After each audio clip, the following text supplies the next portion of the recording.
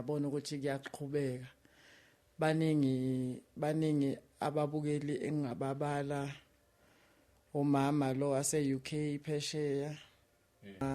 ngakhona ukuthenga ukudla kungayena koqala bafika nje beningi bengisendela imali bethi angigcine nakho abangakhona ukunginika khona for manje kuzoqhubeka isikhathi baphinde futhi bangizame bengitshela ukuthi ma ukuthi khona oshoda ngakho noma mhlawumbe ufuna ukuya ekliniki usho noma mhlawumbe ufuna ukuyolanda into zakho usho noma ngabe yini eshodayo sikhona sizokusiza sizofaka isandla sikusize nakwi-shelter ke baningi abantu abangifonelayo bengithembisa abanye bengithembisa khona ubaba nje ubaba uMdletshe owase Germiston yena ke naye ungisize kakhulu ke ungilethela igrosa wangithengela igrosa wangilethela khona lapha engihlala khona kungakhona ke lokho kuphela wabuya wangifonela wangitshela ukuthi ukhulumile nabelungu emsebenzini wakhe so ucabanga ukungifaka kwagesi kwa City Power but kusalungiswa kodwa nje yena umuntu naye ungisizile baningi nje kakhulu.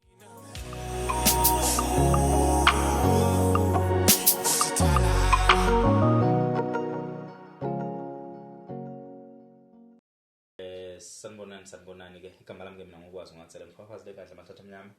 nginibingelela kune podcast lapho khona suke sixoxa nje ngezinto eziningi ezahlukahlukene sixoxa khona ngeenkinga ezibhekene nabantu sesizoba ke nendlela manje ukuthi ke si review ezinye zezinto esisuke sizenzile siphindele emuva siyobheka ukuthi mhlawumbe umuntu osuke wafika mayiseduzana ngakwazi ukuthi aphinde futhi aqhamuke ezosibheka ezosixoxela ukuthi kwenzakalani usekuphi neprogress yakhe izinto ehamba kanjani ngaleso sikhathi. Njengoba ngihlezi nginitshela ukuthi baningi abantu abanokufika la ekhaya besizakale noma bebe khona la ekuthiwa bancedakale khona noma phela ngeke ukuthi usencedakale kuyona yonke into umuntu ugcina ukuthi mhlawumbe umuntu uyasifonela uyasixoxela kodwa futhi thina njenge podcast sivele sithi ngoba umuntu usesizakele mhlawumbe asekho isidingo sokuthi siphinde thina silandelele noma siphinde futhi sibheke ukuthi manje abuya azosixoxela ukuthi kwenzakaleni. Entizweni kaMkhizeke kube ukuhlukileke kuyona ngokuba ngokukhuluma nangokuxhumana uyisholo yena ukhabazela athi engathanda ukuthi aphinde abuye futhi eze kunina ababukeli zokhuluma nani azonixoxela sixoxe nangezinye izinto mhlawumbe ke masingabala abantu engibakhumbulayo on top of my head abake bafika lapha phakathi kwethu kunosisi ngabe niyamkhumbula wayithathelwe ingane yakhe ithathwe ugogo ithatha ingane ngokwenkantolo yonke le nto ngabe namkhumbula usisi emveni kwalokho ingane wagcina ayithola bambopha ke bembopha through podcast bembopha ke nxaza ukuthi ufikile kwi podcast bamfake lo protection order o ban defamation of character emveni kwalokho usisi walahamba lelo cala waluwina lelo cala maqeda ukuwina icala uphindwa uwina icala lengane yakho ithatha ingane isikena isinayo le igoli mhlawumbe ngolunye usuku dadewethu soke simbize ebe phakathi kwethu sixoxe ke naye siza ukuthi kwahamba kanjani kwaphelela kuphi baningi kunomfowethu lapho uZweli ngabe ngimkhumbula umfokamchunu lo owayesebenze with bank eMpumalanga manikhumbula kahle lo wangcwatshwa isengane uZweli engazothi nina abantu be-podcast nakwazi ukuthi nimsize nigcina nimhambisa ku-rehab umfokamchunu naba usizo kakhulu ziningi nje izinto ezayingena neziphi ezayiqhamuka left naka right isondele empilweni yakhe ngizama ukuhlehla ngikhumbula impela abakude laba abala iduzane ngisanda kubashutha mhlawumbe inyanga ezidlule cha ngizoba mema bona ngithi abasondele nganeno njengosisi lo wasenquthu wayekhuluma ngodaba lengane yakhe ehlungezeka ekhaya efunda isikole naphinde futhi nenza into enkulu nalekelela lapha nenza ngayo yonke indlela abanye basiza ingane ngendaba zezimali zokukhera nayo yonke into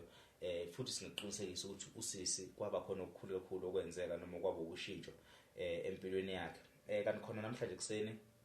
ngiye ngafonelwa udadewethu lo ongazuthi ubehlukunyezwa emzini noma behlungezeka emzini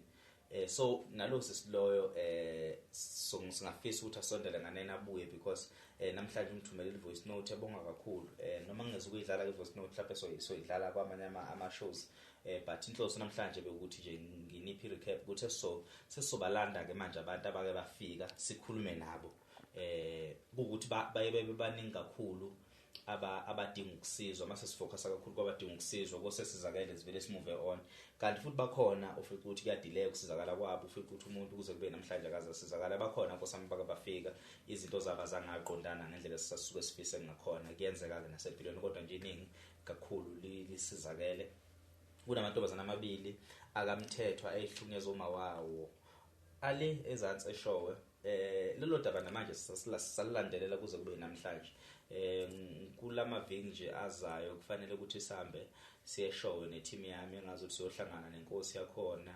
neinduna zakhona kulandwe yena umama kanye namantombazane abekhona ngenxa ukuthi kunesithathu intombazane evelayo ukuthi ehlukunyezwe yena umama so ngifuna ukuqinisekisa ukuthi yebo khona akukho lula ukulandelela kodwa iningi labantu esifikile phakathi kwethu sizakalile kodwa ke sengilande kakhulu singaka ibingelele isizwe phakathi kwethu ungabingelela mfokamkhize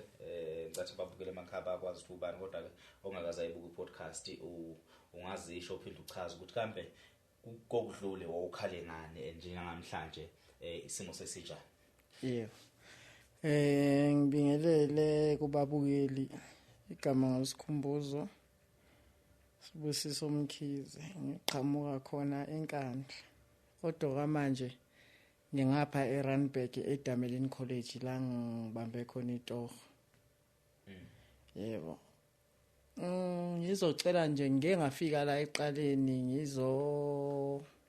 ngizokhala ngendlela engihlukumezeke ngayo bangisizile ke ababukela abaningi bafakile isandla bafakile nje kakhulu Nkosi yami ngisabonga and namanje ngiyabona ukuthi kuyaqhubeka baningi ababukeli engababala umama lo ase UK phesheya wangisiza wangifakela imali ukuthi ngithenge ukudla wangifakela 800 yena mama oqala wangifakela u800 kwalandela noma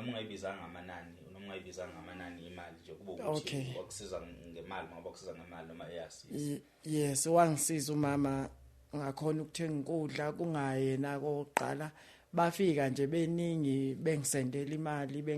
imali bethi angigcine nakho abangakhona ukunginika khona for manje kuzoqhubeka isikhathi baphinde futhi bangizame bengitshela ukuthi ma ukuthi khona oshoda ngakho noma mhlawumbe ufuna ukuya ekliniki usho noma mhlawumbe ufuna ukuyolanda into zakho usho noma ngabe yini eshodayo sikhona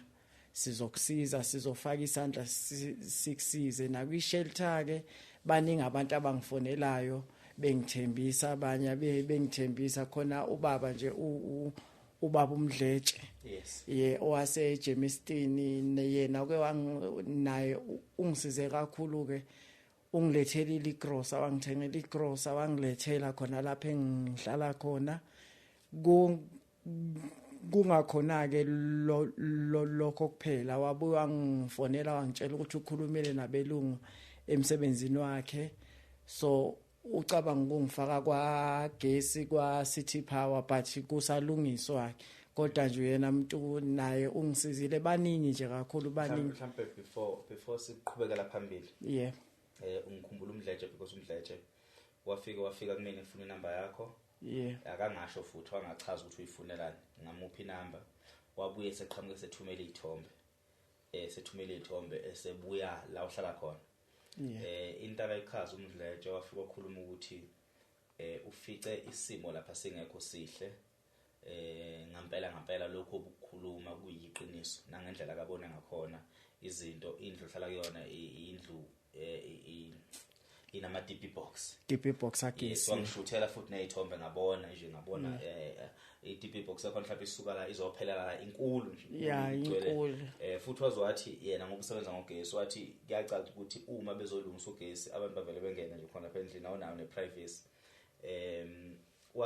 waphinda futhi okay wayengahambi yedwa ehamba neteam yes mangaphosi sihlapho ehamba ngisho nanomphathi wakhe wangitshela khona lapha kagesi. I'm not sure ukuthi is it City Power yini because akayichaza ngcompany but engikwazi ukuthi basebenza kagesi eJimistini Omdletshe neteam yakhe sasathembisa ukuthi mhlawumbe nathi i-podcast so ke sibavakashele sibabone ngiyafisa ukumbona kuningi akakuthembisa futhi angifuni ukumfakela naye incindezi lokho akakuthembisa ukuthi kuzokwenzeka yini and ukuqinisekisa ukuthi basibonile statement sakho saka matric kwawukuthi bathe hambe yokwenza i-certificate hambe yokhipha i-certificate ugcina ukwazi ukusenza i-certificate ngicine ngingakakhona ukuya cause ngagcina ngibuyile kuye ngathi ke kungenzeka ngihambe nini bengisacela ukubuza wathi ngoba sinokukusiza yima kancane uzosenza i-certificate masungenile emsebenzini usuwazi ukuthi usunemali kahle izinto eziningi but ngoba mina ngiyalazi udaba lakho nomphathi wami futhi uyalazi khululeka wena ngeke kuze kwenzeke lutho sizokufunela nje itoho uthi ungena usebenze okuningi uzokufunda ususebenza phakathi okuningi and then uzobe usuyakwazi ke ukuhamba uyoyilungisela i-certificate but ube ususebenza ngaphakathi cha umdletshe ngizogcila kumdletshe nongabe basekhona abanye sikhuluma ngaye ngabo umdletshe cha wana kumina wafika wayilight kakhulu wafike wayi point of reference baningi abantu ke esebesiza abantu abafana nomdletshe ngicina ngalithola ithuba lokukhuluma nabo noma ngibabonga kodwa umdletshe ungikhona ukuthi mhlawumbe uthi usewutholile umsebenzi olodwa umkhiza kakatohozi kodwa unemizamo akafisa ukuthi ayenze ekutheni ukwazi ukuthola itoho right la akasebenza khona kugesi futhi nangimina cha wakuconfirma lokho waqinisekisa ingakho ngithi angifuni ukuthi simfakele incindezi entweni kanjalo kodwa kulokho akasekwenzile siyabonga kakhulu khona kusafuna ukukhuluma bengithi nje ilokho nje kuphela ngiyabonga nje abantu basangisiza kakhulu basafika nje impela basangisiza nakhona nje into ebengiyifisa kakhulu ke manje because ngiyabona ukuthi ayi incindezi ngiyayithola impela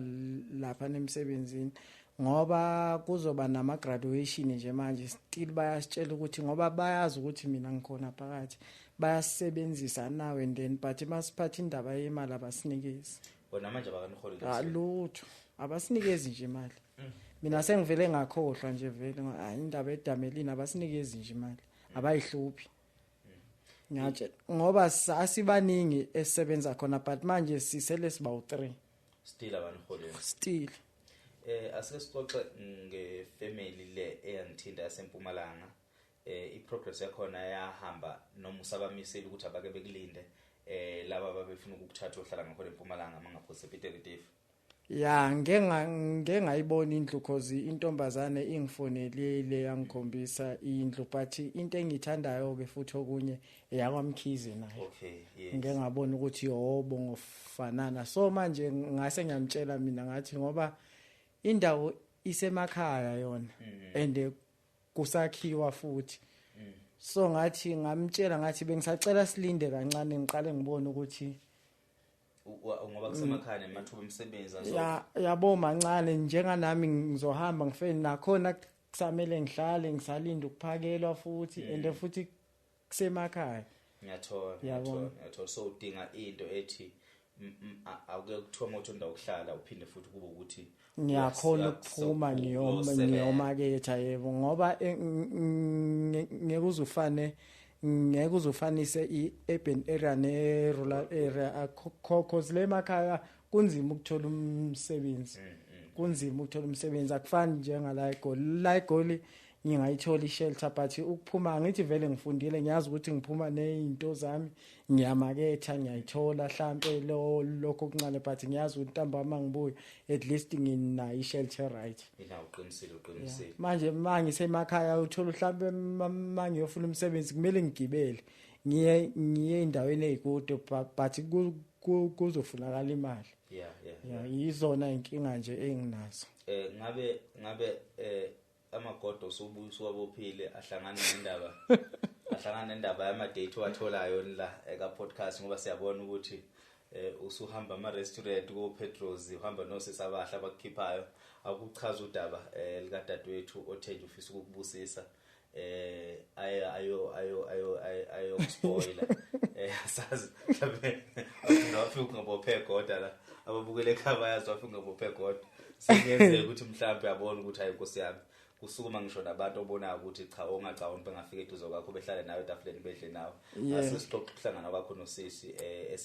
sengilikhohliwe igama ngokuthi alikhumbula igama ungalisho ukuthi ukusondela kuwena usondela wathini wathi ufisa ukukusiza kanjani. Yebo ngiqale nje ngimbingelele naye la khona usisi uAndiswa uAndiswa wangifonela nje wathi ucela ukukhuluma nami uyibonile i-podcast yakwazi Nsele ucela ukuhlangana nami epheni so sahlangana epheni wangitshela wathi hayi cha uclean shemu wakubala nje kwaningi wathi unaso istand ngapha eJemiston so wangitshela naye so sakhuluma nje but wathi ngoba kusekhona umuntu but anytime uzongithinta ya so ngabonga ke nakuye so wathi uyangithatha ucela siyodla wangifaka ePetros wadla baba nje ngasuthi abamnandi nje sadla kwa right sadla kwa right nje impela kakhulu wangitshela wathi futhi usazongibiza if mhlambe kukhona something la ngishoda khona ngimtshele. Siyabonga. Ngingene egodeni ke bhutukwazi igoda ngangivele ngilibophile nje naqala ukuthi ngangifaka isigqoko ngangivele ngilibophile vele phela akasazi ukuthi bese buye esebopha amagoda nababukeli kabaxa ukuthi bese sebuyibopha igoda hayi lalivele likhona kudala nje lokho ngizwile futhi ukuthi ngazuthi kunomqasho noma kune RDP noma kunekhaya abafisa ukuthi uhlale kulona khona ngapha eGoli. Masiqeda ukushuta i-podcast ngathi ngizolo ukuthi uyohlangana nayo leyo nsizwa leyo yokubonisa indawo. Yebo uphilani Mdletshe. Umdletshe futhi? Umdletshe. Lo aka City Power. Yebo yena lo aka City Power uvele wangitshela nje ukuthi khona iRDP house yakubo. Ekhona lapha endaweni angazi noma ngingayibiza noma ngayibiza ngasifana. Okay. Yeah wathi masiqeda ukushutha lana so ngimfonele yena uzoza lana so ucela ukuthi ngimfonele uzokhuluma nawe mase yeza la eyangithatha kuzo depend ukuthi ngiqede nini mase siyahamba afika ngibonise. Oh nice so ngenzeka ukuthi mhlawumbe uphinde uyithola futhi indawo yokuhlala ke manje. Yes ngoba nangimihawu naye yazi yasebenza le uphila lo Mdletshe. Yes uphila Mdletshe. Hayi uphila Mdletshe ufanele ngivakashele simbone sikhulume naye. Cha mhlambe asike si emphasize kubabukela emakhaya ukuthi kwesinye isikhathi izitori ezigcina zinidepressa nane emakhaya ngane zakwethu ziba buhlungu kunini. Ayiphelele ebuhlungwini kuphela. And inhlezi nene question ukuthi ngabe ukwazi ke yena uyalala nebusuku nalezi inkinga engakabhekana nazo. Ngiyakwazi ukulala kwesinye isikhathi uma ngibona umuntu esizakala. So ingane zakwethu ngicathi kuyona yonke lenkulumo esakhulunywe umfowethu lapha akukho la akuveze khona ukuthi thina njenge podcast khona isikhiphile ephaketheni lethu. Akukho futhi la kuvela khona ukuthi thina sekukhona indima esiyidlalile. Thina simuphi platform le platform enimuphe yona nina ababukeli njengoba ngithe ngisho ukuthi nina ababukeli mase niba nendima enidlalayo ingane zakwethu indima enidlalayo inkulu kakhulu empilweni zabantu akukho ngathi kuphela kodwa kuseyimpilweni zabantu kusendleleni nani noma endimeni nani eniyenzayo mangase kuthiwa ngenilalelisa ama voice note athunyelwa abantu asuke sebethola usizo nani ningakuthola ukulapheka deep down enhlizweni zenu nani ningakuthola ukuphila. So sometimes ulula isandla kumuntu no matter ukuthi usilule kangakanani noma usilule ngani ngaleyo ndima nje usukuyidlalile usuqedile kwesinye isikhathi singalenza ushintshe emphakathini by just spreading into positive. Akuthina sonke sinemali akuthina sonke sinamandla kodwa sisonke mangase kuthiwa siyahlangana ikhonto right engaphuma kuthina so ngokubambisana kancane kancane nongabe uphethe 100 rand nongabe uphethe u20 rand ukufona nje usho ukuthi hawu mfowethu ngizwile nongabe uphethe lutho. Usisi lwasemzimkhulu akachemana ikhola kangephe yona namhlanje nomvoice nothi angithumelele yona ithi bhuti kufone umuntu waseThekwini lo muntu waseThekwini wakhuluma nami kwafona eSomarisburg wakhuluma nami kwafona uthe kambe phone wakuphi wakuphi waseThekwini futhi wakhuluma nami bonke labantu bamkhanselisha uthi bhuti kulabantu asebengifonelile ngizwa umthwalo emahlombe usuka okuchaza ukuthi even with a phone call usukusumncedi lo muntu masuke sishiya inamba yomuntu nongaba unamali engane yakwethu lobo buhlungu usukubuzwa ulesililo ufuna ukusikhala mfonele lo muntu unikhale nonke uxoxe naye ngaleyo ndlela uzobusulwenzile usitsho ngoba umuntu mesuke ephakathi kwethu ekhuluma kanje sometimes uyengathembi nokuthi ama camera on uyengathembi nokuthi kukhona abantu deep down abakhona emva kwala camera ababukela so uma wena wekushaje lelo cingo lolo ubuyisa lelo themba nongabe nje iphone call yodwa so kuye nakumuntu kungayenzi isense ukuthi awupheke odaba ngake sengilikhulumile akekho ngishona wethu umuntu ongifonela uphathi nina nesiqiniseko ukuthi nabafonela abantu nami ngalokho engikudlalayo okuncanyana sometimes nginokusikhomitha kwezinye izinto ngithi hayi into ethile ngizoyenza kodwa futhi ngisuka ngithemba nina kakhulu ukuthi nizoyenza kuqala noma nizoyenza kakhulu uma ngibona ukuthi izinto ihamba kahle mase ngithi cha sekulungile kasike siqhubekele phambili siyosizo ngakasizakala inganza kwethu siyabonga kakhulu silokhu nje sizama ukuthi ni update sibabuyisa abanye just ukuthi sibuyise lo hope sibuyise lo thembe ebantwini ukuthi kahle kahle basekhona abantu abaright emhlabeni abantu abaright akuthina kuphela bakhona nabanye baningi and South Africa yonke sibuka ko Limpopo sibuka ko Free State sibuka ko Cape Town sibuka ko Mpumalanga sibuka ko KwaZulu Natal sibuka ko Gauteng sibuka ko Eastern Cape Northern Cape zonke lezi indawo kunabantu abasibukele and this podcast ayikho ngesizulu lonke uhlobo lomuntu lumukelekile ukuthi lifike it's just that mina ngicomfortable ukuthi mina ngiqekethe ngesizulu kodwa nje i-podcast yethu isabalale ngendlela eyisimanga nongabe ukuphi udinga ukusizakala kukhona la olimele khona mhlambe singakwazi ukukusiza emoyeni mhlambe singakwazi ukusiza emzimbeni siphinde futhi sikusize financial makuthiwa ukuxakweza izinkinga za finance ungafi wedwa i-podcast yalokho mhlambe mfoka Khabazela sivalile sekubabukele emakhaya makukhona mhlambe ofisa uku-add ungaku-add but before uku-add ngifuna ukukuveza lokho kubabukeli emakhaya ababukeli emakhaya banento yokucabanga ukuthi zonke izinto ezenziwayo la kuma podcasts ziya-add yabo thina la ku podcast yethu as-act and thina masisiza umuntu asimsizi because into akayikhuluma ineqiniso elingakanani ebuye emlonyeni wakhe thina sibheka isiqu nesituation yangaleso sikhathi si-podcast le inep sibheka isiqu sibheke nesituation yomuntu ngaleso sikhathi okuningi okuyi-background story ukuthi kwakwenzakaleni we are not here to judge people so kungenzeka ukuthi mayifikile la kwi-podcast ufika ukuthi siyambona nathi even before shoot simbonile ukuthi kukhona la okungaphelele khona ngokwenkulumo kodwa ufika la kuthina uhamba ngamadolo uyakhasa unamanxeba emzimbeni ulimele asisabe sisafuna thina ukuhlehla siyobheka ukuthi kwakwenzakaleni empilweni yakho ngoba usufikile phambi kwethu wathi udinga usizo asikusize manje so nokufica ke abantu basemakhaya noma abantu bendawo noma abantu abathile bethi lo muntu loyo hayi unamanga lo muntu lento akayikhuluma ayikho kodwa lo muntu thina simbonile ngamehlo mayifika ukuthi ulimele angengitshela ukuthi soka chemane njobe eyikhalisile lapha phakathi kwethu simbona nathi efika la kwi-podcast lo muntu ulimele ukuthi lo muntu ngempela ulimele ukuthi ke sesingafonela umyeni wakhe ethi hey wayifebile lo mfazi unamanga lo mfazi ngiyaxolisa ukukhuluma lelo gama lelo ngenza nje sibonele lo mfazi wahlula umendo unamanga yonke le nto le thina ukuthi kwakwenzakaleni asisangeni kakhulu and asingeni eindabeni zasekhaya ezazenzakalile sidila ngesiqu somzimba asike sithi wena ukufika kwakho la wawuthi ufuna sambe sokusiza ngabakini kwako bese kuphoqa ukuthi asixhumane nabakini sikhuluma ngodaba lakini but wena ungazili kuzokhuluma udaba lakini ungazili kuzokhuluma udaba lasemsebenzini uzokhuluma udaba lwakho nenhlupheko yakho iqiniso ukuthi yebo lohlala khona kunama DP box awuhleli kahle iqiniso ukuthi yebo unezibazi emzimbeni ukuthi unokuwa ushi upheka iqiniso ukuthi yebo unesifo sikashukela yabo so inkulumo engazuthi ngikhulumela into le sifonelwe sibhalelwe elinye lelunga lomndeni lakini ogama lakhe uKhethelo ngiyamazi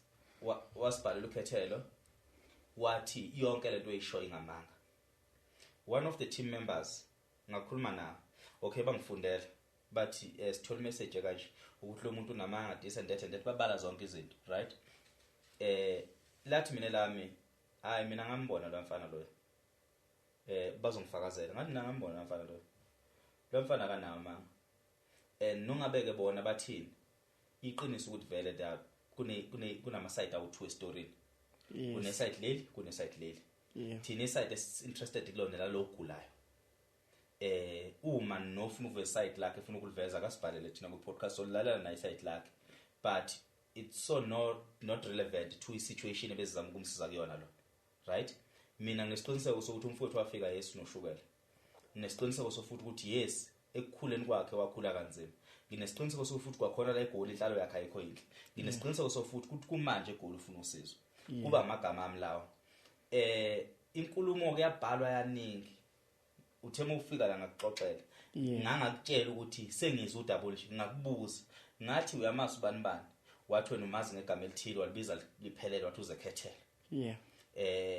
wasuchaza lokhu akakuchazile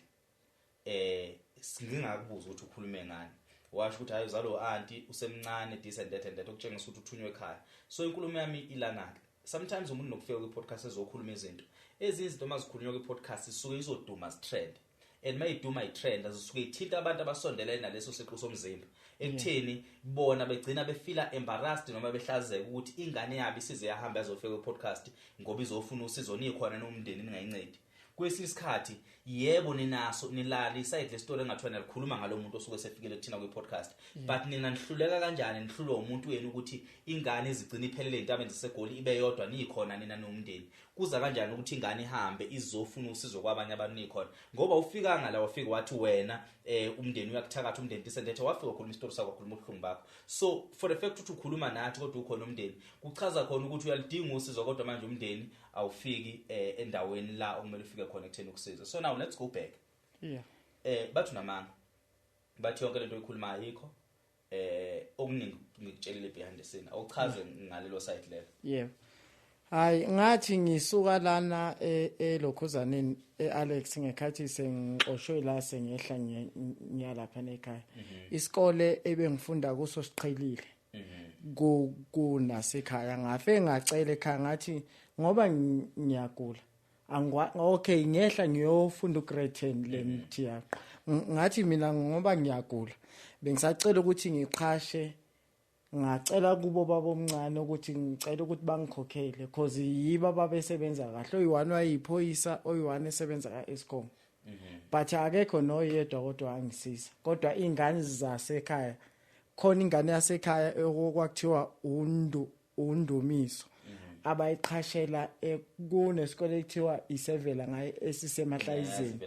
yes bayiqhashela khona ihlala ngaphakathi beyinika imali ifunda but mina ngaze ngithole ngisho isenti mawukuthi bathi istory engangisikhuluma abazi nokwazi ukuthi ngangihlala kuphi from grade 10 until grade 12 abazi nokwazi ukuthi ngangihlala kwakuyimi engangihamba ngiyicelele imizi ukuhlala because iaim yami kwakuqeda isikole ngase ngingasenendaba nalutho but ngiyitshela ukuthi nje into engifuna ukuyenza at least ngifuna ukuqeda isikole mangithi at least ngihamba ngiphethe something so wena kahle kahle umuntu owabalekela ikhaya ngokuthi ekhaya wabona ngathi abakuphi lolithanga umuntu odinga njengengane ngingasho kanjalo kahle kahle babe ngihlukumeza nje botwazi babe ngihlukumeza ekhaya babe ngihlukumeza nje kakhulu lokho kuyiqiniso because even uma bethona wena uxoshwa ngekhaya wahanjiswa izinkinga zakho zokungezwa ngathini lo nkulumo njalo engezwa kanjani ngiyona namuntu engiyibuzayo leyo kwena mhlambe kungamele bangicacisele ukuthi ukungezwa kanjani cause kunezinto ebezenzeka ekhaya if like njengokuthi nje okay ake sithi ngiyagula ngifuna ukulanda umuthi enkandla esibhedlela ngoba njalo ngenyanga kumele ngigibele but ngangayitholi imali mina ngangihamba ngenyawo ucabanga ngisuka eNgwegweni ngiya ngenyawo esibhedlela enkandla bengakuphi imali bengangiphi imali yokugibela babenganginikeza imali yokugibela mina ngangizamela but ukwazi ngangizamela everything engiyenzayo ngibonile nje nakuma comments khona usisi owasenkandla ngiyamazi usebenza eBoxer wathi hayi boyazi lengane iqinisile lento leyikhulumayo ngiyayazi ngake ngayibona enkandla eBoxer yes and then nami futhi ngiyamazi lo sisi ngithese ngifunda lapha ngiyamazi so babe ngihlukumeza nje kakhulu mina ngahlukumezeka but ukwazi kakhulu so yazi izathu ukuthi ngikhuluma lento le yeah it's because ifamily yakho laba bazame reach out akubona kuphela abantu who tries to reach out after family members comes forward yes right so you coming forward and other members coming forward umuntu uthola isibindi sokwazi ukuthi achaze istory sakhe sezama ukuyivikela yes ngifuna ukuqinisekisa ukuthi akuwona kuphela umndeni wakho noma kubona kuphela abantu bakini ilokhuzane kune-family yase kamama lo wayifikela wengane ingane eyadlula ehlolo yes washona lengane ehlolo siyawathola ke nathi ama-threat as podcast sifonela abantu abahlukahlukene yeah abanye besithusele bethi asikhiphe lento esifakile abanye besithembisa ukusibophisa besibhalela ama-email besibhalele ku-WhatsApp maningi ama-threats esiwatholayo through this podcast yes yabo so kwesinye isikhathi ugcina ungazi ukuthi uphendule kanjani wenze njani because umuntu usikhulumile istory thina kukho esikufakazile estoryini besikhulunywa umuntu or thina kukho esikushilo sathi umuntu akakusho ngestory akazosichaza thina okwethu as podcast ukulalela kodwa ufica ukuthi umuntu mhlambe ama-emails nama-WhatsApp esiswatholile kuthiwa siyaboshwa mhlambe eza la 15 enyangeni mhlambe iba yodwa noma bebabili depending of istory sentombazana sejozini lesi intombazana kwathiwa bathwala ngayo or benzani engathola icall kufona ilunga lomndeni kufona nabantu bakomakhelwane bevumelana nalento ukuthi yebo khona lo baba kunjalo lento akayenzile kunjalo but now amalunga omndeni akhuluma okunye and akhuluma inkulumo obona ukuthi umuntu osenkingeni yonke lento imina engakuthi mina osuke bize igesi ukuthi ayizokhuluma whatever lokho ezokukhuluma yes so umuntu mezoyivikela kusuke ivikela ngokuthi lento ingamanga lento ayikho izathu ukuthi ngimention lento ya recent because sabhalwa i-email engaka kwathiwa singalo lo daba likadadewethu wafika ngengane yakhe ehlolwa yashona ilimala ezandleni zenkulumo engalona iqiniso ukuthi ayisesiyona intombi ngiyazi mhlawumbe awusazi so story so indlela okwenza ngakhona untombazana mesibhalile i-email uyasidemanda uthi remove that podcast you can tell ukuthi lo ngane le uthunywe abantu abathintekile odabeni malukhulunywa sasisathuselwa kwathiwa soboshwa kwathiwa asibaza abantu this and that i-team yami ifuna ukubhala i-email yesingisi bathanda ukubhala isingisi ke la bethi no as a podcast this is ngavele ngathi mina enza ukubonayo cause ngampela sasingathini enkulumeni ezwakala ukuthi ayikhulunywa ngohleli ngaka right ikhulunywa ngohleli ngaka left so uma oka left seyikhulumile inkulumo abakhulume naye bedile naye hayi nathi thina singaka right asazilutho so lalela udaba so basically kuningi okukhulunywayo so udaba lwakini nomuntu osibhalelile akukhona okokuqala okufanele kakhulu baze bebhalisa ingane eshuthi ka grade 12 noma grade 11 ngoba kuthiwa yazi isingisi ufica ukuthi umama nje okhohlakele awubabhalela labatshela ingane nizama ukubhalisa isingisi ngothi uyabona ukuthi ngihlezi ngithi hayi inkulumo ebhalwe ingane ke nathi full stop iphakathi nendawo space futhi ukuthi inkulumo ihlukaniswa ama full stop mase ngithi ingane ke suku ibhalelwa ngokuthi bazama ukuyivikela nokhethelo nje ngisho ekseni ngathi lo khethelo lo akaqedi no grade 12 umhlamba wena uthona ngaki ke I think 16 or 17 ingane so inkulumo ngisho ngathi wena ukhethelo lo ingane so abazali abangazama ukuyivikela ngenxa egameni lokuthi abafuna ukuthatha accountability so you can contact umfana nang phambi kwethu umfoneleni nikhulume naye ningafoneli thina mfoneleni nikhulume naye nilungisele into njengomndeni makuthiwa nisenethemba lokuthi niyilungise nenze kahle la ningenza ngakhona naye akekho msulwa mina ngisho ukuthi mfowethu umsulwa ngisho futhi ukuthi kukhona la ungakaze wone khona ekhaya angikusho lo so wena uma bekufonela nikhuluma nonke akukhulumani uma befonela mina that proves ukuthi kunento abangafuni ukuthi ivele noma banethemba lokuthi ngizosusa i-podcast because baze baveze ukuthi ningamsizi nje ningamsizi lo muntu lona hambe ngisiza abantu engamele nibasize bashibhaleka njalo okay zingane zakwethu sengikhulume kwakuningi kakhulu mhlawumbe ngaphambi kokuthi sivale ngana kwethu ungasho ukugcina ubonga lapho usibonga khona ukuthi khona mhlawumbe umkhohliwe kubantu abathe balula isandla kwena mhlawumbe ngabaveza mase siyavalisa emakhaya yebo ngiyabonga nje babukeli kubo bonke abantu abangisizile ngiyakuzwa ke lokho kunye okukhulunywe abantu bomndeni yes ngiyakuzwa but yazi kufana nokuthi Bhutukwazi njengoba uhlala la mina ngeza ngifike ngihlale ngale next door mangithi ngiyaphuma mangihlukunyezwa ngale ngeke uze uyibelieve zonke izinto engizokutshela zona khona okunye ozokuzwa khona okunye futhi ozophika kukho yabo ngoba umuntu ohlukunyeziwe awukwazi ukumbona ukuze kumele if angakatsheli wena ukuthi eze kuwe ezokutshela ukuthi mina ngihlukumezeka la bebengangifoneli ngani abantu basekhaya sonke lesikhathi why sebengifonela ngoba nakubengibona sengikhuluma kuphi yabo ngoba into engibuza ngize ngaqeda isikole bengangenzeli iID ngize iID ngize ngayithola eDanhauser komunye ubaba nje oyisemsename nami why bengangenzelanga iID why babengangikherisi khona enkandla bebenganginikezi mina bengidla khona mina esikoleni bengihlala esikoleni makuthiwa ngazi ukuthi indlala beyingibulala but bengiphathelwa othisha mina iCaftin benginikeza ukudla ngidla manje mase ngikhuluma sekuthiwa nginamanga kanjani mina ngihlukumezekile kuze kube lesikhathi mina ngatshelwa umkhulu wami wathi mfana wami la ekhaya bayangikhokhisa bathatha yonke imali yami futhi yazi lento le bengingafuni ukuyikhipha but manje ngiyayisho mina umkhulu egula uthe esezoshona ekhona ekhaya wathi la ekhaya bayithatha yonke vele imali yami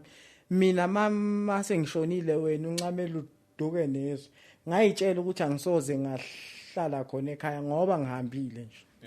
yabo umkhulu naye wangitshela lokho cause inkinga umkhulu wayengaboni kahle emehlweni but meholile babeyithatha yonke imali yakhe mina mangithi ngiyasuka lapha eMthiyaqwa sengizocela imali kumkhulu athi umkhulu mina ngifikile izolo ngafika ngayithatha yonke imali yakhe but ngingazange ngiyithathe nabo ngifuna bebone ukuthi lento lengisho iqiniso bayakwazi lokho bebeyithatha yonke imali yami mhlawumbe umkhulu asalele u10 kuphela mangithi mina ngiyafika thiwa yime ngiyithathile yonke imali yami mkhulu ngingazange kodwa ngiyithathe